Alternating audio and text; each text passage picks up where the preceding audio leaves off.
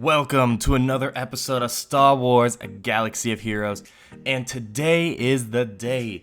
So in my last video, we talked about the weekly news, and when I talked about the weekly news, a lot of the stuff that I mentioned was more introductory stuff from the developer. They didn't really give us too much information, not a lot of pictures and whatnot.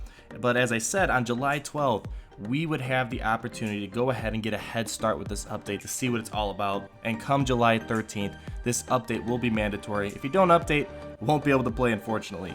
So we're going to go ahead, kind of talk about what's new, what's going on here. We're mainly going to focus on mods. We won't be able to cover everything because a lot of stuff has happened. So either those other things, which I won't mention, they might come in future videos as we're playing along, or it will for sure be lumped in the weekly news. So before we even get started about the big guy, the mod battles there in the top left, you can tell that some renovations were done in here. But before we even talk about that, I just want to say that a lot of characters have been added in this update. It's not just one, not two, but 3 new characters have been added to this game. And the Jawas and clones are getting a lot of love in this particular update. Chief Nebbit is now going to be available for farming in the squad arena. Right now, I do not have him in here. Probably during the next refresh, he will pop up, or maybe later on. Another nice little touch. They kind of went ahead and changed the color of the shards. So if you're on the dark side, you got red shards. Light side, you got blue. Little touch, but it's kind of cool, I guess. The next person that was recently added was the Jawa Scavenger. So Jawa's getting more love there. And the Jawa Scavenger will be available in the Cantina shipments. And as you can see right now, doesn't look like we have him yet. So no, not in here just yet.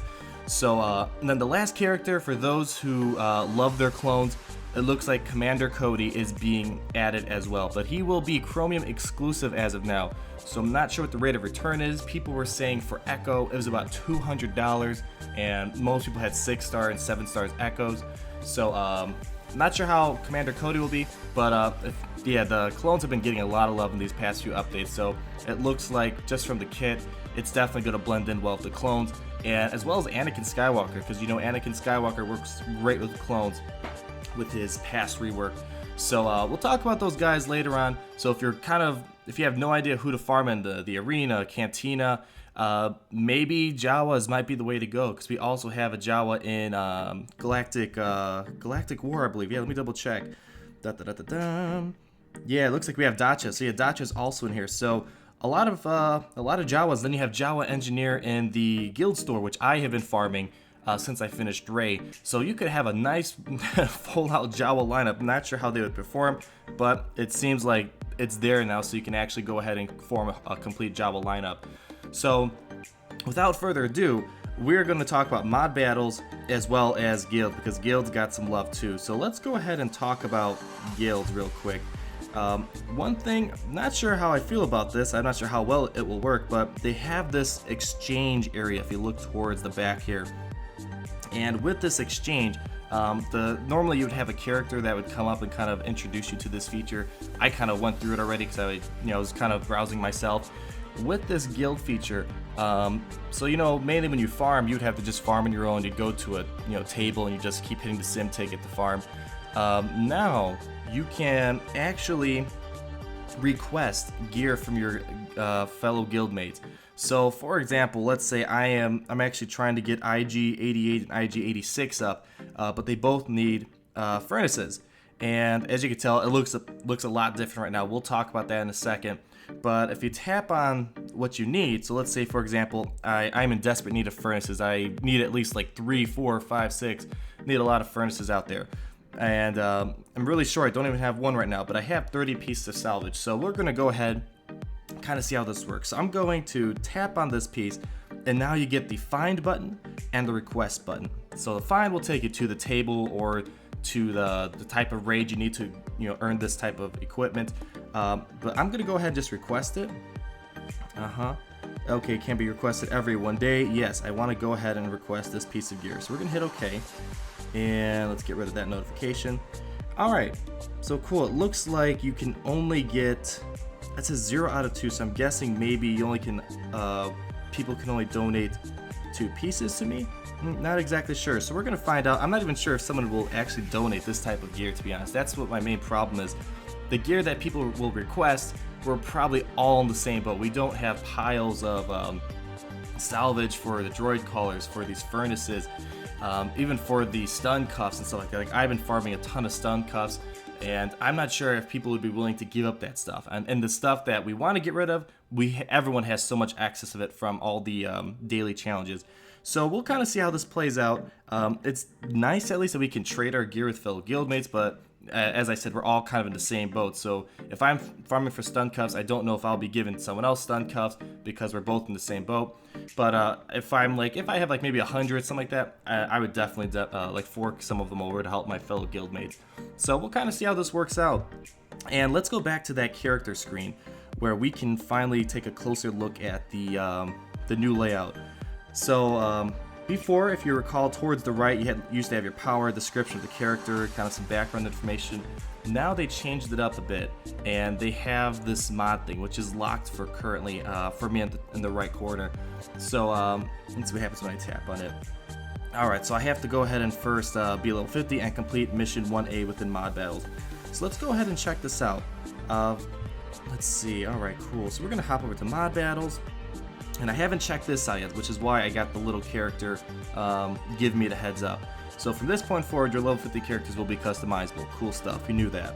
Customization occurs through modding a character's data card to accentuate their strengths, alright, or to bolster their weaknesses. Okay, so we kind of talked about this before. We can either, build upon some strengths, like build upon race, speed, or strength, power essentially, or maybe bolster her protection, which she's kind of lacking of. So we'll kind of see how this works out, and it's up to our strategy. So they're saying we have a lot of free reign to choose what we do, and then it might be a bit daunting, but I'll walk you through it. All right, thank you so much, buddy.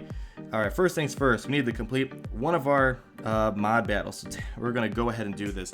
So I said this before, but Cantina energy will be needed to use this. So you have to decide, are you gonna farm in this Cantina here, this mod battle thing, or in Cantina battles where you need to farm for characters.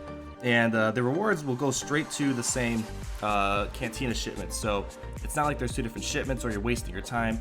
When you get those Cantina currency, it will still be used for the same purchases. So you can actually go ahead and buy Java Scavenger if that's what you want to do. So let's go ahead, let's start this off. And all right, let's get a lineup together. What do we want to do? I don't know, let's go ahead and and the problem is I don't know how difficult this will be, so why don't we just have fun? Let's put our Darth Vader and his lineup in. Alright, cool. Magma Trooper. Let's get Snow Trooper up in there. And let's get Royal Guard. Alright, let's see how this works out. I have no idea what to expect. Hopefully I don't get blown away because I'm messing around here. But here we go. Alright, cool. They don't look too difficult. I mean, they hit decently, but nothing too crazy. They probably could. Let's just go ahead and force crush these guys. Yeah, that doesn't look like it's too bad. This is the first level, so probably will get more difficult. I'm not saying it won't. And all right, there we go. Snow Trooper with the incredible mass damage right there. And here we go. Another somewhat easy round. Let's go ahead and just attack some random people. Let's see. Oh, dodged, of course. Can't even do a normal battle without being dodged here. Alright, cool. Man, Snow Trooper, even though in Arena he doesn't seem to be too crazy as of now, but in these like, light side, dark side battles, Cantina battles, it actually works pretty well. And I just noticed we have 5 rounds, so this isn't your typical 3-round procedure like you do with other games or other levels. There's actually several rounds that we have to go through. So we're doing all right so far here. No one's getting destroyed. All right. And I have to say, the thermal imploder on Magma Trooper, if you recall my my Empire video that I made a while ago, his Nubian scanner has definitely helped him out. Inside raids, he's actually able to put turn manipulation on the Rancor. It works 9 out of 10 times. Even Grand Moff Tarkin, more like 7 out of 10 for him, but he's able to actually inflict offense down onto the Rancor. So the gear improvements have definitely been nice, and they provide a decent D team. So they're definitely not my A team, but closer to the end I actually go ahead and use them for the raid because they're actually not all that bad for just, you know, getting through. They have a lot of protection, and if I usually do a Tarkin lead, and it works pretty well. And Vader, I've actually been using him for our tier 6 raids, and he works splendidly under a IG-88 lead. He actually, one time, because as you know, if you Omega IG-88's lead, he actually gives allies have the opportunity to apply damage over time, or, you know, an extra debuff when they land a critical hit. So when the Rancor gets down because of the door, everyone's doing critical hits, and the Rancor might have like 15, you know, damage over times on him, and you can actually go ahead, use Vader's Culling Blade, and I've always gotten like 55, 60,000 damage right off the Culling Blade. So he does well. I'll probably post a picture in this video so you guys can see what I'm talking about, but he actually works fairly well for this type of raid. But yeah, again, it's not an A team type of thing. It's more like a C team, maybe a D team or something like that, depending on what happened in my earlier raids. But oh, come on. Jeez. There goes the dodge on a big hit, and let Magma Trooper finish this. There we go, cool. So there we go, we won. Let's see what these rewards look like here. All right, cool. So they said that these battles were supposed to, you know, give you a lot of credits. I mean, 3,000 is definitely nice. It's nothing too crazy. Let's see, what is this level 1? So that's one of the mods. So this gives you +6 offense, and when you get a set bonus, so I'm guessing when you put 2 mods of the same kind, you get a set. So you need 2 offense up, and then you get a +10 health bonus, and then the max level set bonus. So if you get 2 + 2 of these sets, or 2 sets, yeah, I'm not sure. It's all new, but apparently you get an extra +15% health, or is that just an extra 5% coming from the 10%? Regardless, it's a nice health bonus. So that might be something we consider putting on Rey, you know, because she's kind of short on health here. And we might just do that. I'm not sure if this should be the case, but I'm just going to go ahead and just kind of show you how this works, because this is all new for me too. Alright, cool, we got our first mod. Let's go and equip it. Alright, so, okay, they added a new section for mods. Alright. Alright, Cantina rules require characters. Okay, yes, you told us that already. Alright, let's assign a mod. Alright. So I have to put it on Qui-Gon Jinn? I can't put it on someone else? What if I want to give it to Rey? Oh, let's see. There we go, okay. Alright, which requires 6 mods that fit that slot. Okay. Transmitters fit only in this slot. Let's assign it here now. Now, the problem is I don't know if this will be permanent. Like, I don't want to put it on here if I know it's going to be permanent. But, you know what? We're just going to go ahead and try it out. Alright, let's see. Alright, cool. So you can assign it. You can upgrade it. Unassigned mod information, blah, blah, blah, blah. Alright, let's go ahead and, how do I upgrade? Alright, well, okay, we're still going through the tutorial. If you had a mod already assigned to the slot, its information would be displayed up there. Okay. Alright, now tap on assign. You can see how your stats will be changed based upon your decision. Numbers in red means a decrease, where a green is an increase. So mods can actually decrease something. Interesting, okay. Must be probably those really good mods. Maybe they'll give you a super boost in speed, but you might get nerfed a little bit in terms of damage. So that's kind of a nice balancing factor, I suppose, so you don't have crazy characters out there. Alright. If you haven't noticed, this slotted mod is blinking slightly. This means that the change has not been confirmed yet. Alright, so you can kind of mix and match these mods, kind of see what works best, and then once you're done, you can finally go ahead and confirm it. Alright, press confirm. Alright, we're just going to go ahead and do it. I hope that this won't be permanent in case I don't like it, because as you know, there's 7 levels of mods, so this is only a level 1 mod, and I probably don't want to have a level 1 mod on Rey forever, so I'm hoping this doesn't ruin anything. So let's go ahead and confirm it. Alright, cool. Alright, removing them is a bit more difficult. Okay, here comes the butt part. I can yank them out, destroying them in the process, or charge a small fee to carefully remove them without being damaged in any way. Okay. Mods are very powerful. Okay. Do you wish to return to mod battles now? So we're gonna hit cancel. So apparently, there we go. So we can remove it, so that's good to know. So as the guy said, our nice buddy there, we can either pay the guy to remove it, and then we can use it for other characters, or he can yank it out, but it gets destroyed in the process. So I'm just going to go ahead and tap on remove. Hopefully it doesn't remove it. Oh, that's not bad. Okay, so that's probably, one, it's a low level mod. I haven't leveled it up yet, haven't upgraded it yet, so that's probably why it's pretty cheap to remove. But in case you made a whoopsies, you can go ahead and easily just, carefully take this guy off. So let's go ahead and just hit cancel. I'm going to play around with this. The developers said they pushed this update out to kind of mix things up because, one ray would be equal to another ray when maxed out, and there wasn't any variation. So they're saying that this is supposed to mix things up, which initially it probably will because we all have no idea what's going on. We're playing around, we're experimenting. But as I said in my last video, usually, or majority of the time when stuff like this happens, you have forces like competition from Arena pushing on everyone who wants to be successful with this game. Everyone's going to converge to the same type of mods essentially. So people might have different types of mod, maybe a different level, but in the grand scheme of things, things are gonna be pretty similar. So it's gonna be interesting to see how this pans out. But yeah, I'm guessing like with Ray, if there are speed mods out there, people are going to want to probably throw some speed mods on her, maybe throw some additional offense on her, maybe additional health, because those essentially both on her weaknesses and her strengths.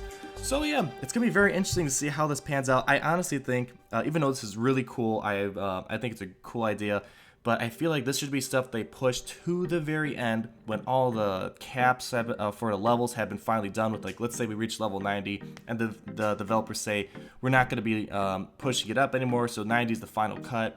Then that's when I think you should go ahead and push out updates like this. Right now, when people are still trying to get to level 80, oh, it looks like I got something there now. But yeah, going to level 80, that's already, geez, I think it's like a couple million just to go from 70 to 80. And then you have all these characters you want to level up, you want to put gear to them. And the credits are still kind of a credit crunch, although they said the Galactic War shipments, not the shipments, the Galactic War battles will disperse more credits. Kind of hard to say if it will be difficult to manage all this at once. So long story short, I definitely like that they added this, but I don't know if I like that they added it now because I'm still trying to catch up on gearing my characters, and I really don't want to worry about modding my characters now too because it's just an extra thing that kind of it adds to your play and you don't know how to handle it just yet, and I'm still worrying about bigger and better things. So, and it looks like here we're finally getting guild shipments are coming in here too, so that means you can use shards to purchase 2 brand new characters. Interesting. Okay, cool. So it looks like we can maybe have a dedicated area for characters like Jawa Engineer, because that's another thing.